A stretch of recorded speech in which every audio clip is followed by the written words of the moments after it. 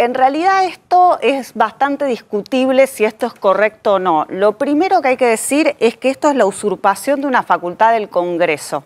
Ya lo dijo la Corte en el fallo Badaro, el que tiene que establecer el mecanismo de movilidad es el Congreso Nacional. Si hay una situación de necesidad y urgencia, o sea que eso lo sabemos, es de público notorio conocimiento, lo que tendría que hacer el Poder Ejecutivo es dar un aumento que se tome como pago a cuenta de lo que establezca el Congreso. Pero lo que yo estoy analizando es que en realidad se apuran con este decreto porque hay otro proyecto que quiere compensar la pérdida del poder adquisitivo de enero al doble prácticamente, con un 20%. Es decir, en vez del 12,5 inicial, claro, quieren que se aplique un 20%, que fue la inflación de enero. Recuerden que la inflación de enero fue 20,6% y los jubilados recibieron 0 en enero. Claro, bueno, entonces ¿por qué le van a dar solamente un 12% de compensación si todos sabemos que la inflación de enero fue del 20%? Eso no se entiende. Porque la verdad que no tiene sentido y el jubilado, hoy los jubilados no pueden comer todos los días. Hay gente que me dice que los hijos le tienen que llenar la heladera porque ellos ya no pueden comer. Entonces esto igual obviamente les va a mejorar la situación en lo inmediato, pero es otra vez repetir por tercera vez lo que ya pasó en el 2018 y en el 2020. Cada vez que la fórmula de movilidad va a dar un buen resultado en el próximo aumento, la vamos a cambiar antes para frenar esto. Macri la cambia la fórmula en el 2018 creyendo que la inflación va a bajar. Claro. Después... Pero aparte porque venía un aumento del 14% que no querían pagar, entonces cambiaron 2 días antes de que se termine de devengar el aumento de marzo, el 28 de diciembre aprueban la ley de reforma previsional. Y después Alberto Fernández cambia la fórmula de Macri porque iba a dar un aumento muy fuerte por la inflación del último semestre de Macri. Sí, siempre hacen lo mismo. Y ahora Caputo va a cambiar la fórmula del anterior gobierno, bueno, porque la verdad que no ha protegido de la inflación. Con la aceleración inflacionaria, la fórmula del anterior gobierno deja a los jubilados como están, digamos, totalmente arrasados. Lo que sucede es que si la inflación baja, sí y solo si la inflación baja, bueno, con la anterior fórmula, a mí me parece que el ajuste inflacionario por mes vencido, digamos, en realidad el dato que tenés del INDEC siempre tiene un rezago. Entonces, el dato que tenemos para dar el aumento de abril es el mes de febrero, no va a estar el mes de marzo, porque marzo recién se va a conocer a mediados de abril y los jubilados cobran a mes en curso, entonces no dan los plazos de liquidación de abril. A mí me parece que es una buena fórmula. La discusión, doctora, entonces es la recomposición. El inicio, claro. ¿Cómo compensás el inicio a partir de esa fórmula? A mí me parece que es una fórmula que incluso el jubilado lo va a ayudar porque significa que es mensual, digamos, no es el serrucho. Claro. Cuando eran 2 veces por año estaba el aumento y después estaban 6 meses perdiendo y después el aumento. Cuando eran ahora 4 veces por año también había serruchos más chiquitos, 2 meses que no recibían ningún aumento. Esto los va a ayudar, pero la discusión entonces es ¿qué punto de partida? Claro, la recomposición que obviamente es casi inexistente porque aparte no nos olvidemos que ya en septiembre con el aumento que se dio a los 4 días hábiles hubo una devaluación y se licuó ese aumento. En diciembre se les aplicó un tope por lo cual el aumento fue muy inferior, casi 10 puntos menos de lo que pensaban que iba a ser. Y ahora el aumento de marzo representa solo la inflación prácticamente de diciembre, con lo cual vienen perdiendo muchísimo los jubilados y tiene que haber una recomposición, porque si no es, obviamente al jubilado hoy que le digan que en abril le van a aumentar es una buena noticia, pero nunca va a recuperar todo lo que fue perdiendo. Doctora, ¿y qué pasa con la justicia, no? Porque en cada uno de estos cambios que hace la política, llueven juicios. Sí. Y en general todos esos juicios el Estado los pierde siempre. Hasta ahora, desde el caso Badaro, que fue la forma de ajustar las jubilaciones al inicio del gobierno de Néstor Kirchner. Claro, sí, fue por el periodo del 2002 al 2006, ahí la Corte estableció la movilidad que se tenía que aplicar para ese periodo. Claro. Pero después, en realidad, la Corte todavía no se volvió a expedir sobre el tema movilidad jubilatoria. Todavía está el caso Fernández Pastor, que fue el primero que surgió contra el aumento de marzo de 2018, está en la Corte. El cambio de movilidad de Macri. Claro, y todos los reclamos que hay por el tema de la movilidad del año 2020 están yendo todos a la Corte y no hay tampoco un criterio único en las cámaras federales del país. Por ejemplo, el jubilado de Salta o de Mendoza o de Paraná sabe que va a tener un criterio favorable, pero en la capital federal no todas las salas reconocen este tema para el jubilado. Doctora, ¿y qué se hace con el tema del bono? Hoy, ¿cuántos jubilados cobran la mínima? ¿7 de cada 10 o 8 de cada 10 jubilados cobran la mínima? Lamentablemente sí, tanto porque se jubilaron por moratorias o los que fueron muchos años autónomos o monotributistas, muchos terminan cobrando la mínima. ¿Qué se va a hacer con el tema del bono, ¿no? Porque el bono habría que incorporarlo a la jubilación. Lo que pasa es que, bueno, es un montón de plata. Si se saca el bono, las jubilaciones mínimas, es decir, 8 de cada 10 jubilados tienen una caída nominal de sus jubilaciones. Eso no se puede hacer. No se puede. El bono fue una estrategia de un parche más que hizo el anterior gobierno, que llenó de parches absolutamente todo, también lo llenó a los jubilados. Como no cambiaba la fórmula de movilidad, como no daba ningún tipo de previsión, bueno, vamos sacando un bono.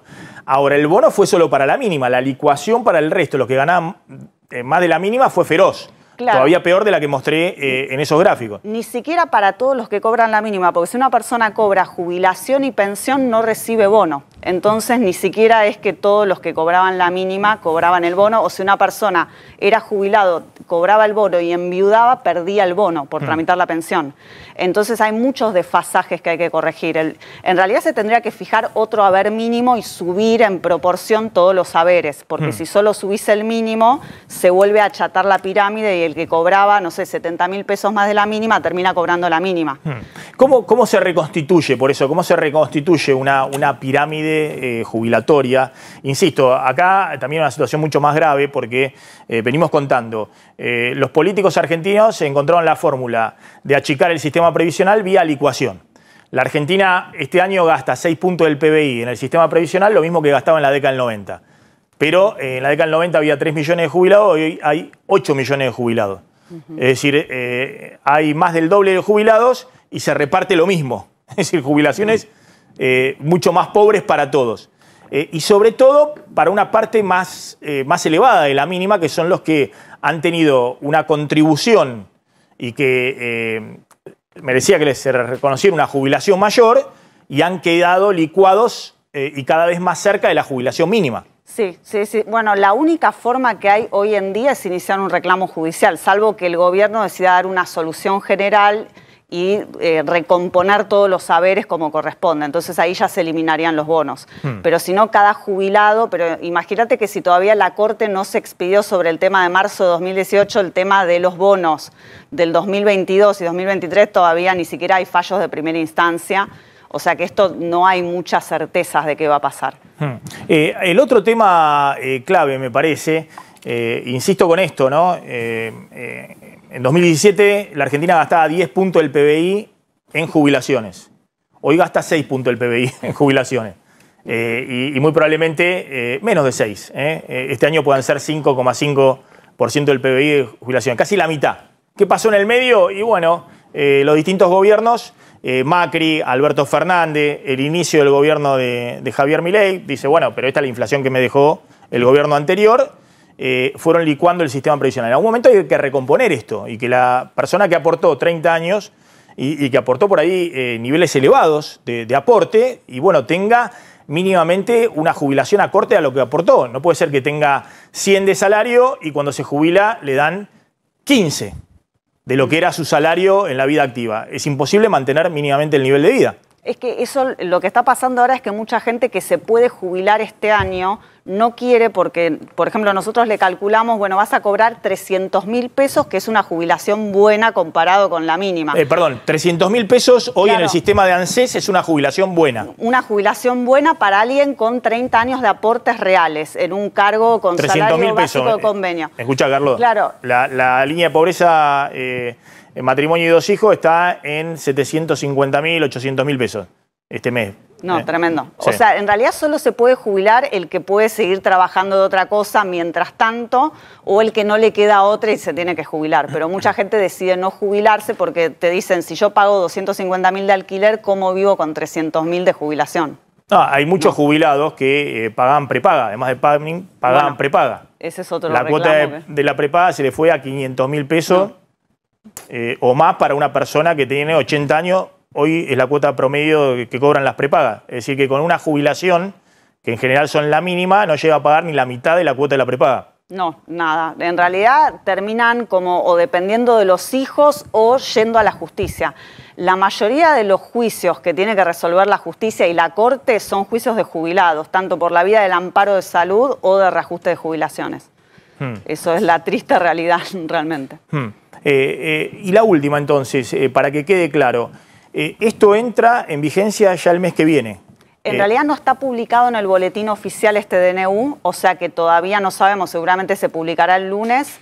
ANSES va a tener que corregir los saberes rápidamente porque siempre el día 22 del mes tienen los saberes ya del mes siguiente, o sea que en los pocos días hábiles de la semana que viene van a tener que liquidar todo para que esté, porque si no va a pasar como en enero, que estaban mal los recibos y se actualizaron después. Bien, para todos los jubilados el aumento sería en promedio más o menos 27%, hay que ver esto, la letra chica, no sabemos exactamente cuál va a ser sabemos cuál fue la inflación de febrero, no sabemos cuál va a ser el aumento inicial. La oposición planteaba 20%, el gobierno 10%, Franco dijo hoy 12,5%, y para la jubilación mínima en principio sería menor, salvo que haya también en el decreto una aclaración que se aplica también el aumento del 27% sobre el bono de 70.000 pesos, entonces para equiparar la jubilación mínima con todo. En algún momento, esto es algo de emergencia, insisto, que hay dos razones muy importantes, me parece que pesa mucho la razón esta de frenar la licuación de los jubilados y me parece que es efectivamente una necesidad y urgencia eso y no daban los tiempos para pasar una ley con este tema. Ahora, en algún momento van a tener que sacar una ley para darle andamiaje legal a esto. Claro, en realidad yo creo que si lo sacan por decreto va a quedar como un decreto, pero el Congreso conserva su facultad de sesionar, dictar una ley y tomar esto como un pago a cuenta, como la solución de una situación crítica que obviamente existe y que la tiene que resolver el Poder Ejecutivo. Doctora Cindia Coturel, gracias, muy amable. Bueno.